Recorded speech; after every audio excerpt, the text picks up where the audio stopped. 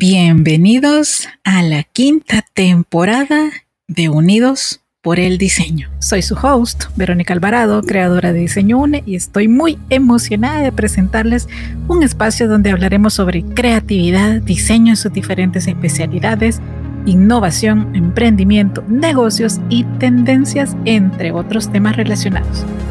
Aquí nos unimos a través del diseño para explorar nuevas ideas, aprender de los mejores de la industria y conectarnos con una comunidad de mentes creativas. Así que únanse a mí cada semana mientras conversamos con expertos, compartimos historias inspiradoras y descubrimos juntos cómo el diseño puede transformar el mundo que nos rodea.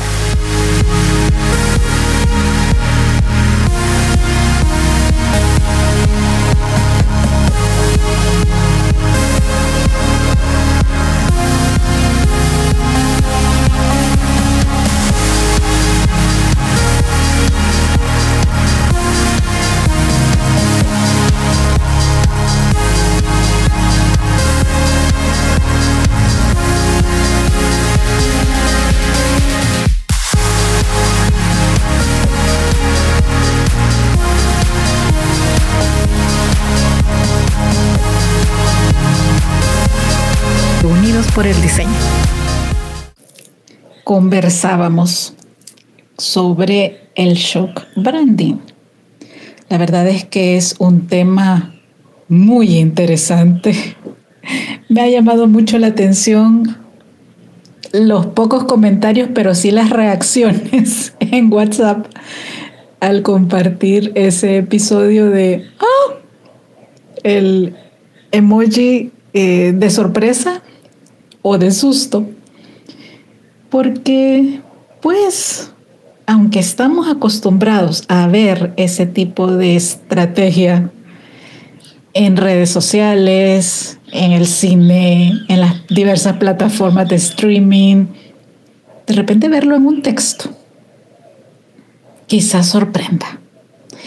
Y sí, un poco me parece raro, porque la verdad estamos muy inmersos en ese tipo de situaciones. Así que decidí darle seguimiento al tema, pero desde una perspectiva distinta. Porque si bien está indirectamente relacionado, también podrían darse imágenes, mensajes e incluso situaciones que tengan que ver con el shock branding aplicado a la marca personal. Así que el tema de hoy se llama Economía del Yo. Si no me ven, no existo. Veamos. La economía del yo se ha convertido en un eje central en la era de los creadores digitales, influencers, terapeutas holísticos, activistas, artistas y hasta emprendedores que comparten desde lo íntimo para crear conexión y, por supuesto, monetización. Vayamos desmenuzando por capas este tema. Empecemos por el concepto. ¿Qué es la economía del yo? Fíjense que este es un modelo en el cual la identidad personal se convierte en el principal capital económico, llamado también marca personal.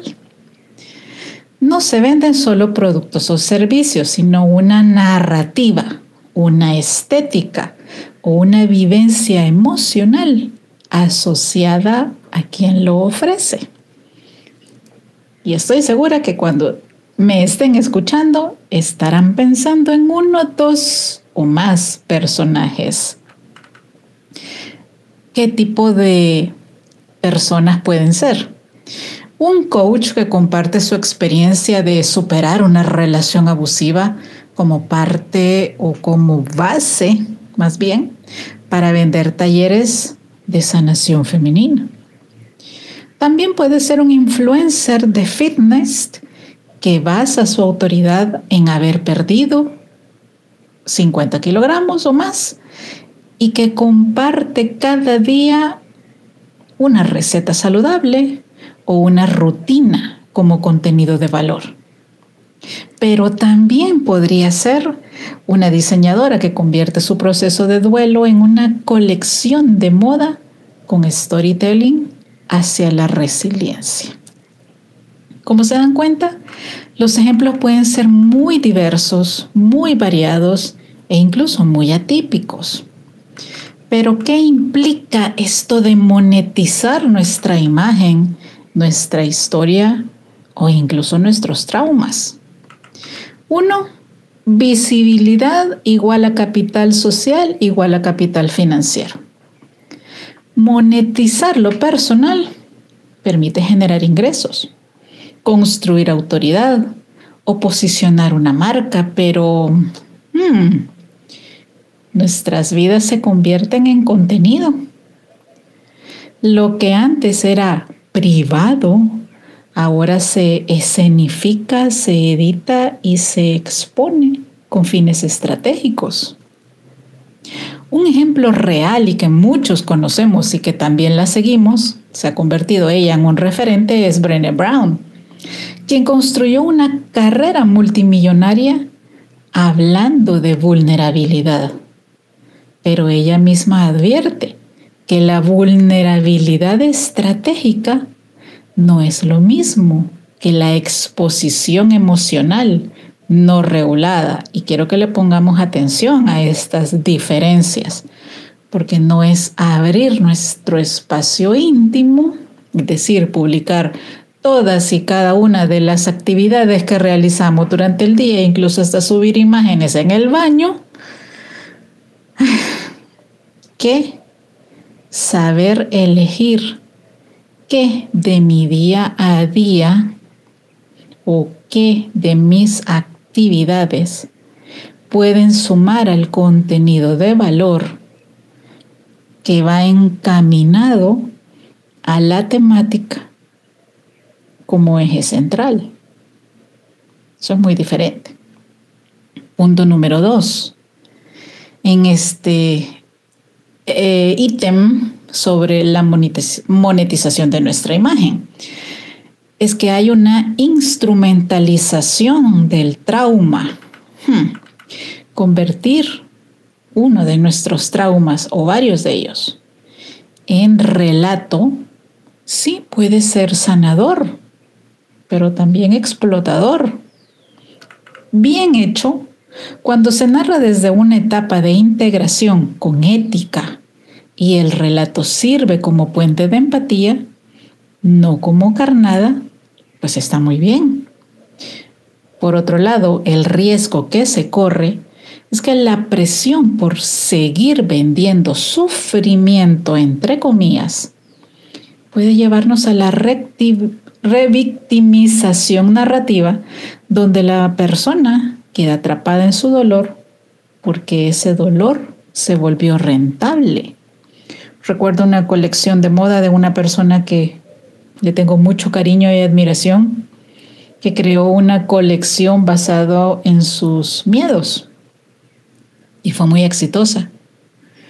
Pero eso fue hace 3, 4 años. En este momento seguimos atrapados en el lado oscuro de la creatividad. ¿Será del todo sanador? ¿Será del todo liberador continuar allí?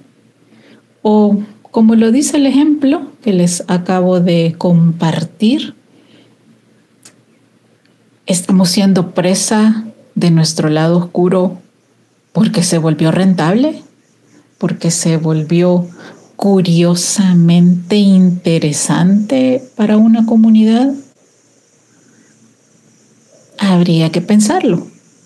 Habría que realmente trabajarlo desde una perspectiva psicoemocional, porque está bien para un momento el lograr identificar pues todos estos momentos, de ponerle un nombre, de saber los orígenes de encontrarle una salida a esa situación y o emociones, porque siempre nos genera algo, y también liberarlo. Pero volver todo el tiempo al caos interno no seguirá siendo más de lo mismo, no se convertirá en un círculo vicioso en el que podríamos quedar atrapados. Lo dejo allí para la reflexión de cada uno de ustedes. Fíjense, otro ejemplo es que muchas influencers que contaron su historia de abuso o abandono terminan sintiendo que no pueden evolucionar públicamente porque su audiencia las quiere tristes. Volvemos al tema de la revictimización. Y también a la cárcel de las redes sociales.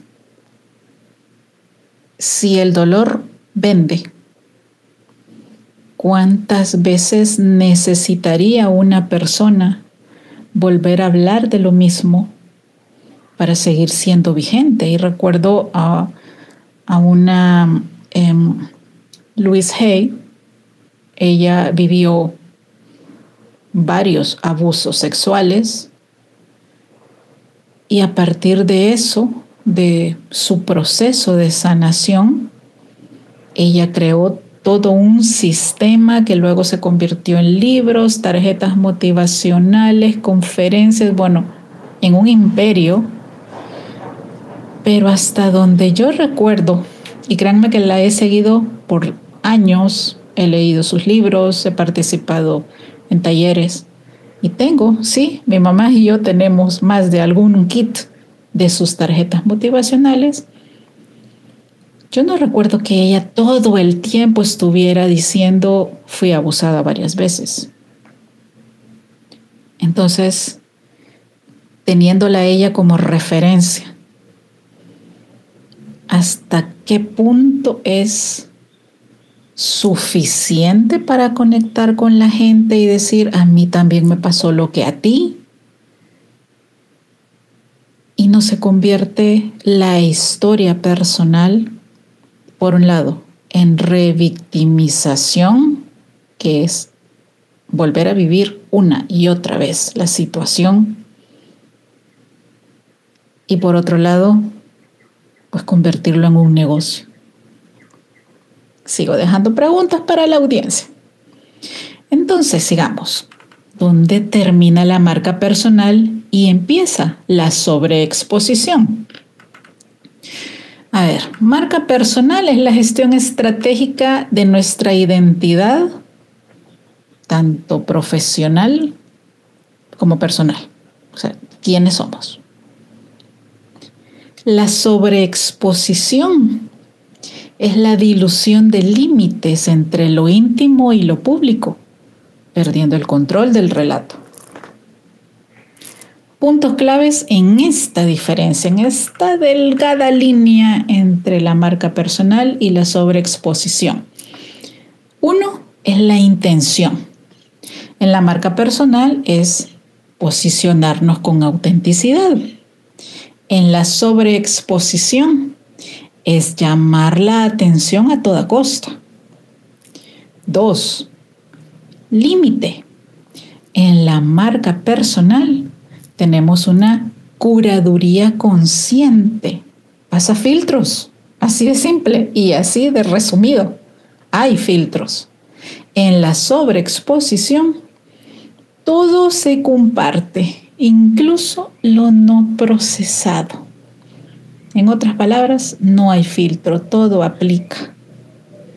Esté bien o no, se haya analizado o no, seamos conscientes de lo que vamos a compartir o no. Y por ende, seamos inconscientes también del efecto que eso va a causar. 3. Control.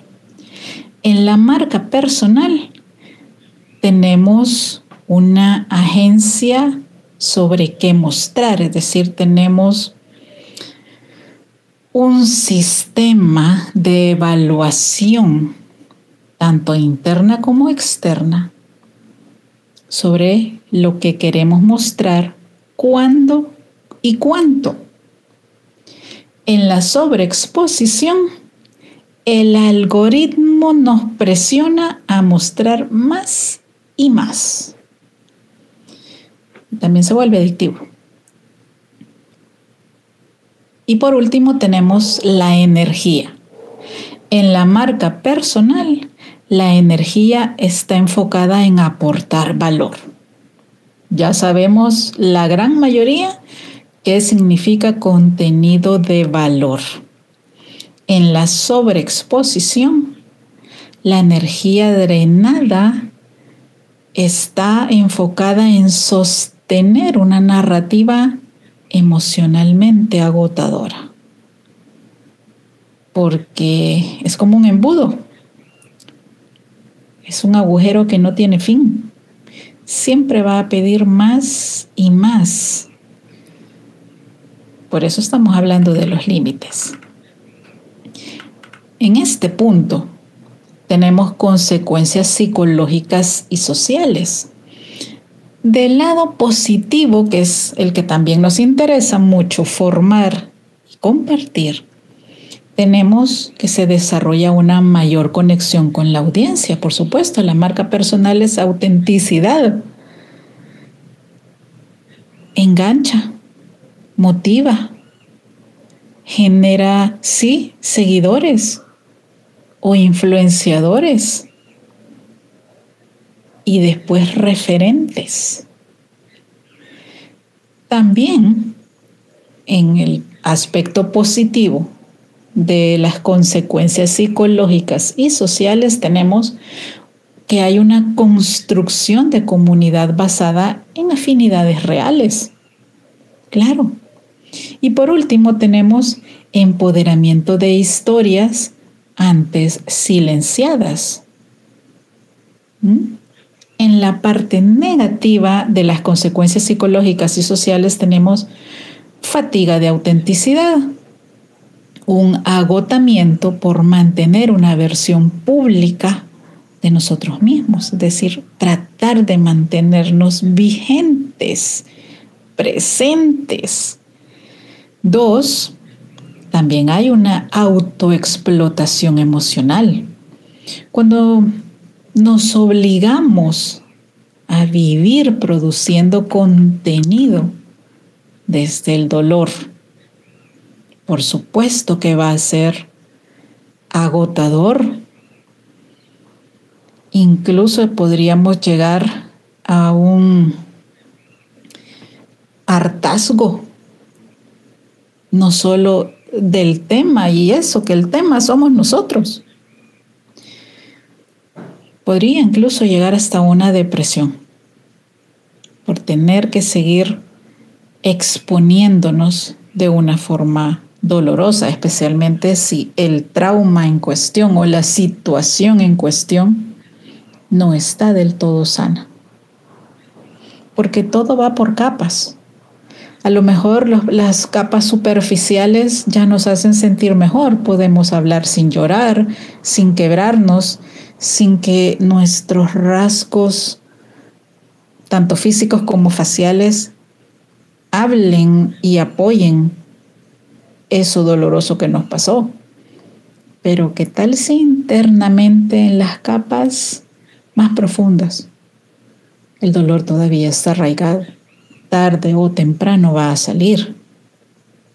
Entonces, ¿cómo sería encontrar el equilibrio? ¿Dónde estaría el punto de equilibrio? Y aquí lo voy a dejar a manera de preguntas para todos nosotros y me incluyo. Fíjense, preguntas guías para no cruzar la línea, es decir, mantenernos en un punto intermedio. Número 1. ¿Esta historia la estoy compartiendo desde una herida abierta o una cicatriz? 2. ¿Estoy dispuesta a que esta parte de mí sea comentada, malinterpretada o incluso criticada? 3. ¿Lo comparto para aportar o para llenar un vacío de validación externa? Y 4. ¿Mi audiencia depende de mi dolor para validarme como experta o experto? Y en este punto quiero traer al podcast pues la situación de un referente, porque yo no lo considero a él un influencer. Creo que ya está en la categoría de referente y se lo ha ganado con su trabajo honesto. El problema en el caso de Farid Dieck, y no he comentado nada en serio en redes, no he compartido nada, es la primera vez que me voy a atrever a hablar con todo este hate que su prometida y él han generado en los distintos países y redes. Qué lástima que de repente se abrieron tanto a hablar de su relación y que el lenguaje no verbal fuera tan dispar. Es decir, que no apoyara lo que verbalmente a veces se quería decir y cómo se quería mostrar de fuerte una relación personal. Sin embargo, me parece un buen ejemplo, siendo lo más objetivo posible, para que lo íntimo se quede realmente en lo privado. Porque toda esa ola que en realidad ha sido un tsunami que todavía está vigente de malos comentarios, especialmente hacia Farid, que es tan buen psicólogo. Yo en serio les digo, disfruto mucho su canal, especialmente cuando analiza películas. Y no creo que él esté siendo incongruente con lo que piensa y con lo que siente. Es solo que a veces también todos tenemos que pasar por ciertas experiencias y pruebas para aprender. Sí, un poco veo idealización y un tanto más de ego en ella, porque su lenguaje no verbal y la mordacidad en la que a veces se expresa ese cinismo, sí, que logra notarse en su mirada y a veces en su sonrisa. No es la empatía que él tiene, no es la calidez que él tiene. Entonces, dejemos lo privado en lo privado. Y después, pues el tiempo dirá si era la persona correcta o no, o si realmente estaba idealizada. Porque exponernos de esta manera no siempre es bueno. Siempre habrá quien utilice la información para dañar y siempre habrá quien se mantenga al margen en el respeto de lo que en este caso una pareja deba vivir y deba tener en su experiencia personal y de relación amorosa para continuar creciendo. En el tema de pareja, la verdad es que es muy difícil generar un comentario porque no se conocen todas las aristas. Y les digo, dentro de poco espero conocerlo. Yo ya conocía este tsunami de malos comentarios y aún así compré un boleto para escucharlo, porque sigo creyendo en él, porque los años que él le ha dedicado no solo a un canal de difusión, sino a desarrollarse profesionalmente y también como marca personal, no le ha tomado 2 días. No es fruto de eso que yo tanto digo como hablar bonito. Yo sí pienso que él es la persona que nos muestra. Y si no es así, pues igual el tiempo nos lo hará saber, nos lo va a mostrar. Como les digo, espero compartirles mi foto con él. De verdad sigo creyendo. Lo que él tenga que vivir en su vida privada, ojalá se quede allí. No necesita mostrarnos más al público, porque somos eso, espectadores, no protagonistas. Entonces, ven el límite de la marca personal y la sobreexposición. Pero sigamos. ¿Qué podríamos hacer en cuanto a herramientas y estrategias sanas? Pues seguimos hablando del límite entre el uno y lo otro, ¿verdad? Uno de ellos es, obviamente, desarrollar una curaduría de intimidad. No todo debe contarse, no todo debe publicarse. No tenemos que exponer, uno, a nuestros seres queridos y dos, a nosotros mismos. Podemos elegir lo que es auténtico sin ser expositivo. Por eso se llama intimidad. Creo que de repente se nos olvida que esta palabra no es solo un concepto, sino que es algo que vivimos realmente. Otra herramienta que nos puede servir es un marketing de contención. Es decir, si compartimos historias duras, también hay que incluir herramientas o propuestas que eleven la narrativa, no solo que la exploten, porque, pues, aparte de generar esta impresión o este shock en otros, y quizá encontrar también a personas que han vivido una experiencia similar, ¿qué hay después?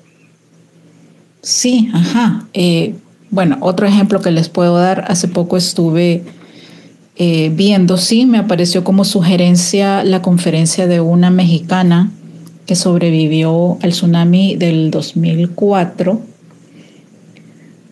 Ella lastimosamente perdió a su esposo, estaban de luna de miel, estaban recién casados y pues imagínense el testimonio de fuerte que ella da.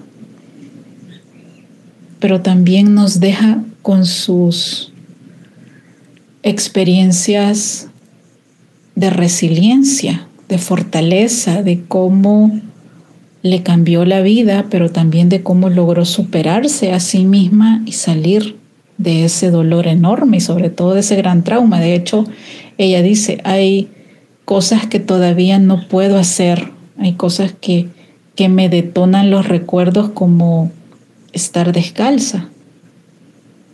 Y es porque cuando ella fue rescatada debajo de la arena,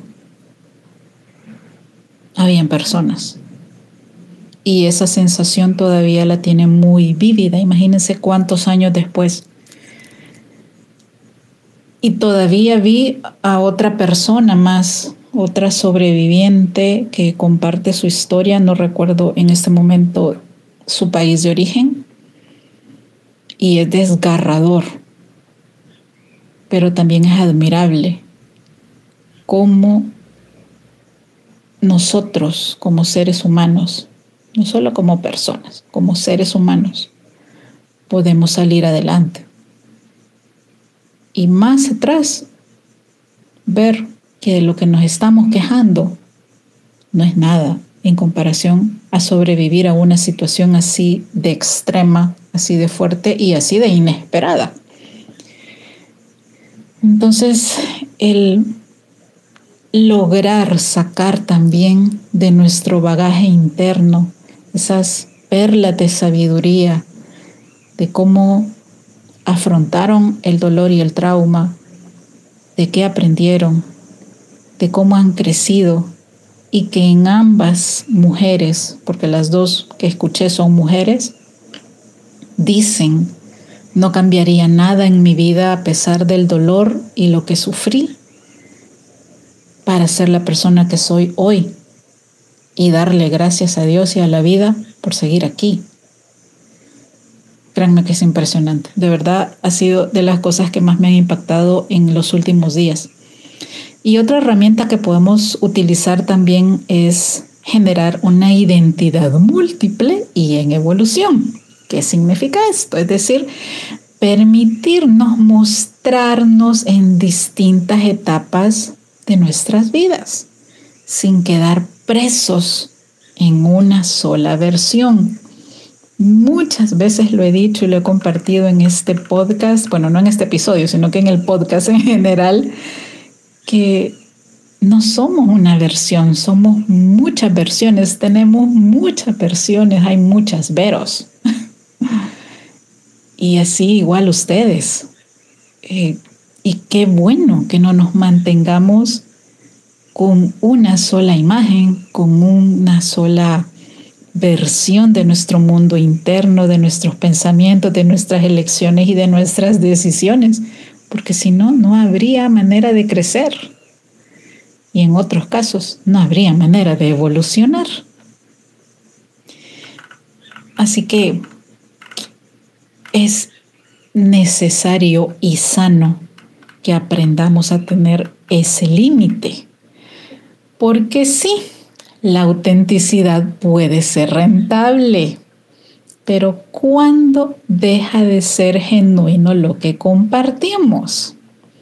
Fíjense, el concepto de ser auténticos para vender parece una contradicción, definitivamente lo es.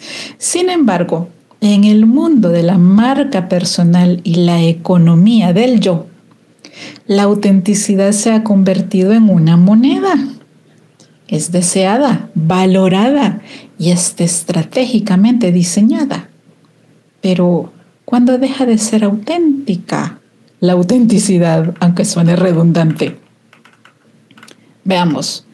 Pros y contras de la autenticidad como herramienta de marketing. Vamos a ir primero mencionando un aspecto, los pros y los contras o riesgos. Punto número 1, conexión emocional. Pros. Crea vínculos humanos reales. Las personas se sienten identificadas, ya lo hemos dicho varias veces.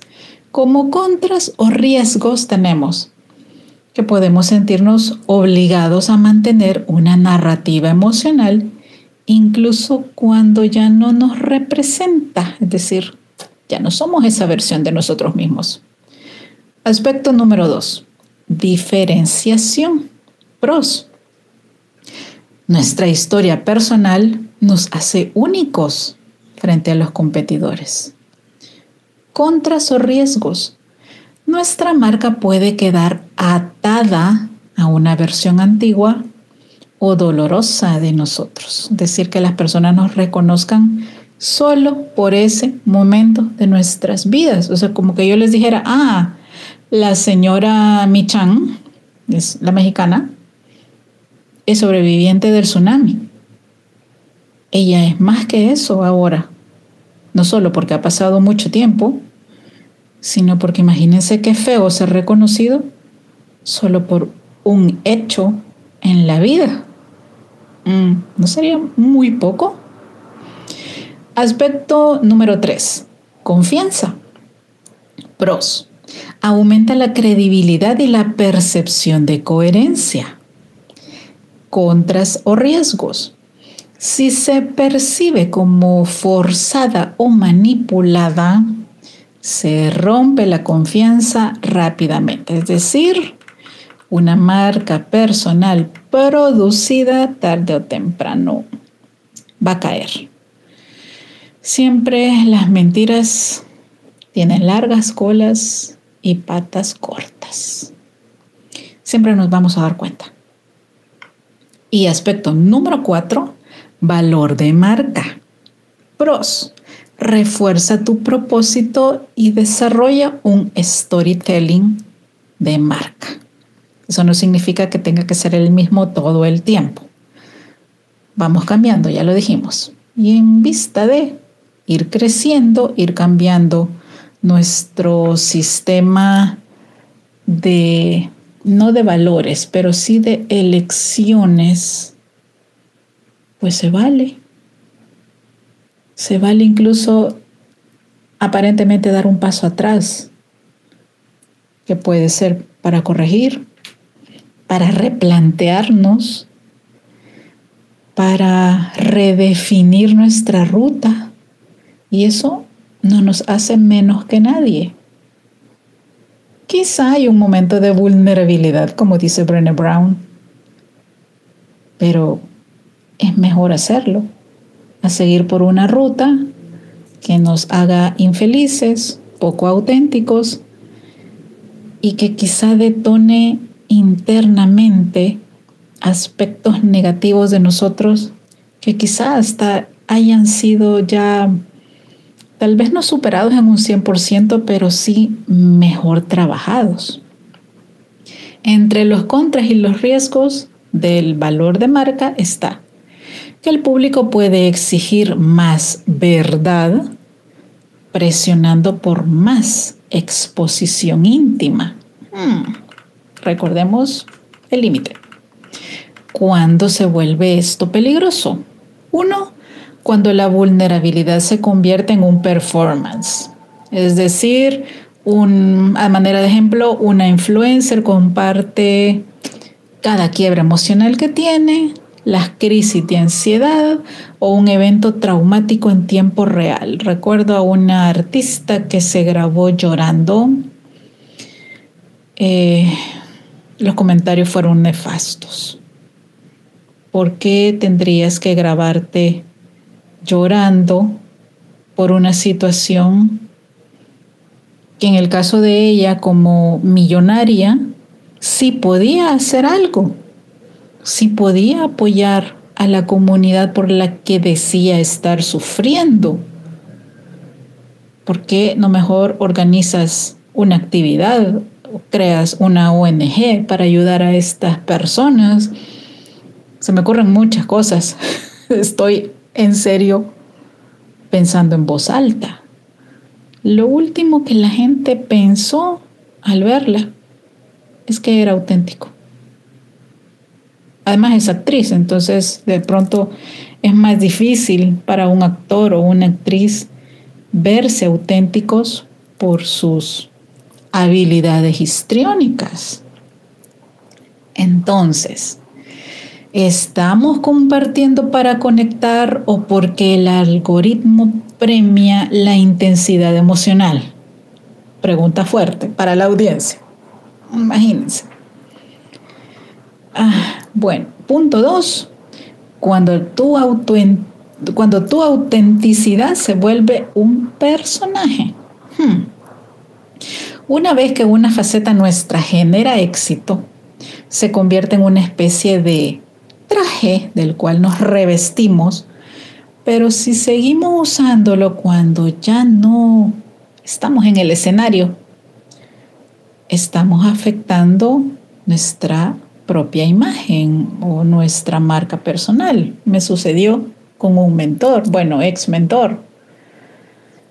Creí demasiado en el personaje del escenario y el personaje del escenario en realidad era nada más eso.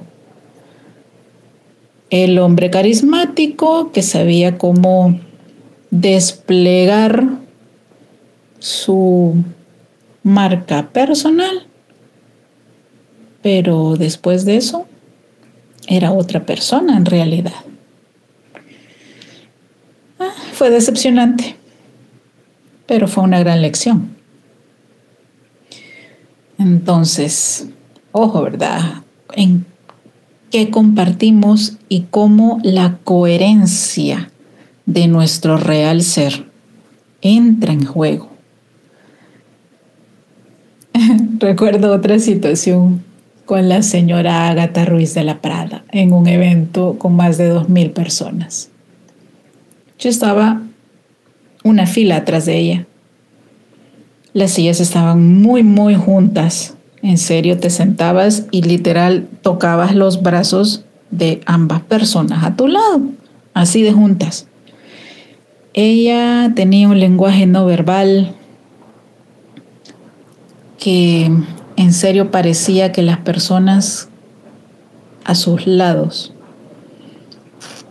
hubieran tenido alguna enfermedad contagiosa. Se le notaba lo incómoda que estaba.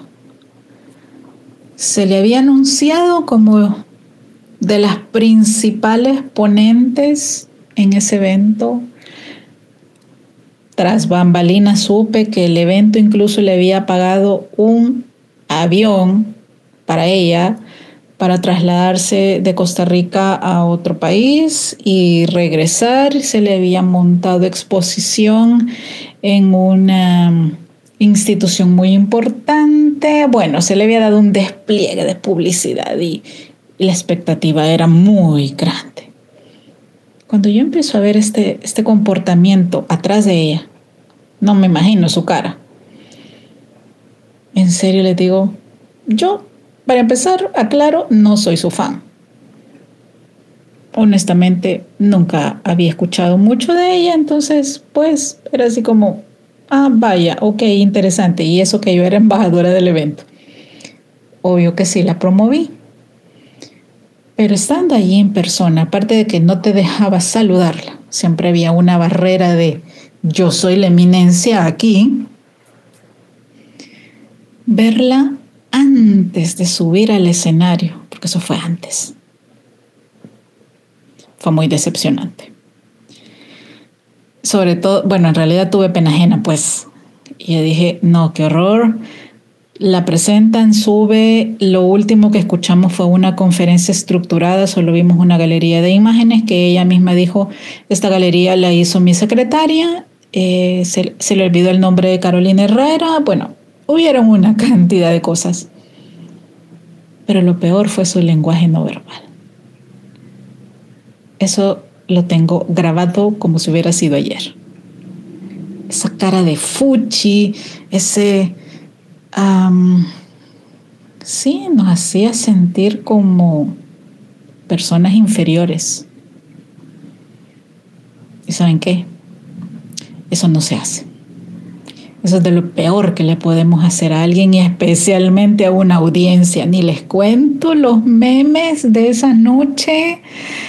Bueno, imagínense que eso fue, si no mal recuerdo, 2015 o 2016, a lo mucho, porque el evento finalizó el 2017, así que lo tengo realmente claro. Y no lo olvido. No soy su fan. A mí me dicen que va a venir al país y les digo que bien, vayan a verla si quieren.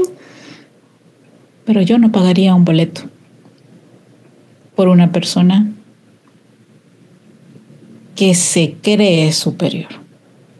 Miren, al final, tener logros, o sea, todos tenemos logros. Pequeños, medianos, grandes, pero todos los tenemos. Pero hacer sentir a las personas inferiores.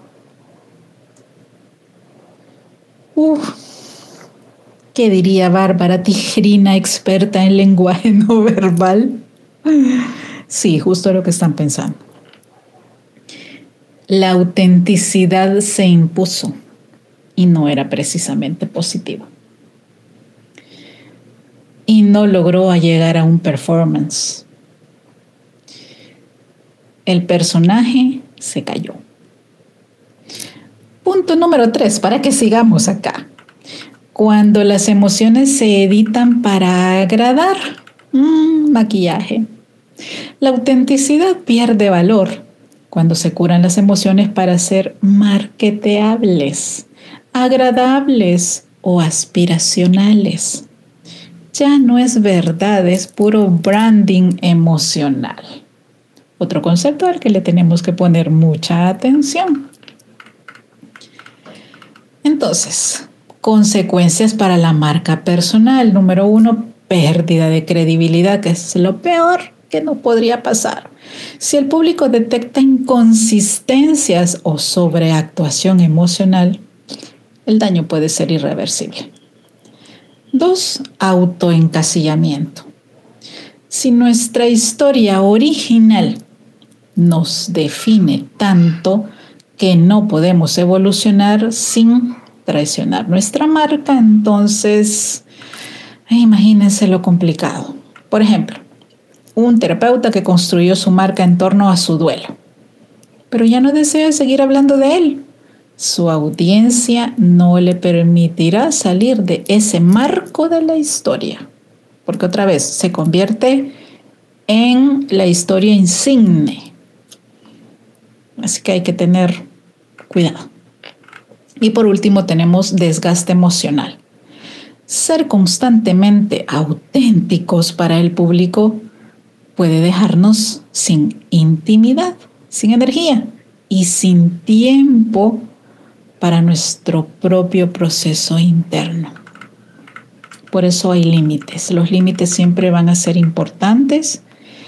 Y bueno, casi finalizando, estrategias para una autenticidad ética y sostenible. Número 1, autenticidad selectiva. La clave no es decirlo todo, sino decir lo que es real y está procesado, es decir, ya le pusimos filtros. Lo comparto cuando lo he integrado a mí, no mientras lo estoy sobreviviendo, porque ahí nos podemos equivocar y después arrepentir. 2, caducidad emocional. Reconocer que nuestra narrativa también tiene derecho a cambiar. Ya se los dije hace un rato. Podemos evolucionar sin traicionarnos. Se vale cambiar, pues. Así de simple. Un ejemplo de copy sería, por ejemplo, mi historia de ansiedad me acompañó mucho tiempo. Hoy ya no me representa. Y desde esa libertad construyo otra etapa. Miren qué lindo ese copy. Ejemplo para este segmento. 3, círculos de contención. Antes de compartir algo emocionalmente potente, tenemos que asegurarnos de tener espacios privados donde podamos procesarlo sin audiencia. Es decir, nuestra sanación no necesita de un performance. 4, autenticidad con propósito. Ojalá y nos preguntáramos esto. ¿Esto lo comparto por conexión o por compulsión de contenido? ¿Estoy sumando algo a los demás? Y acá, a manera de ejemplo, algunas frases que podemos usar como mantras editoriales en este tema de la autenticidad y del yo. 1. Autenticidad no es exposición, es coherencia. 2. No todo lo que vivo necesita ser contenido.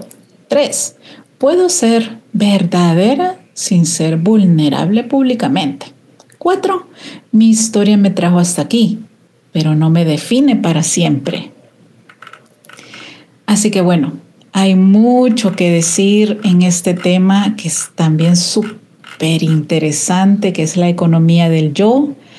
Si les digo, empecemos a observar a estas figuras públicas que también se convierten en referentes, llámese Vilma Núñez, Ismael Cala, Oso Traba, bueno, les puedo mencionar muchos.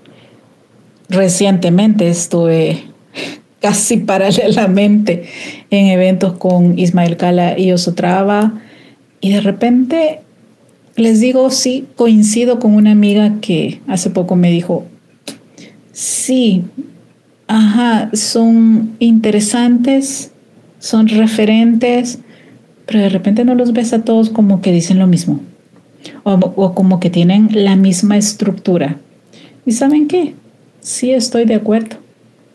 De hecho, su forma de comercializar tiene la misma estructura. La pregunta aquí es, ¿cómo podemos crear la nuestra? ¿Cómo podemos diferenciarnos de ellos?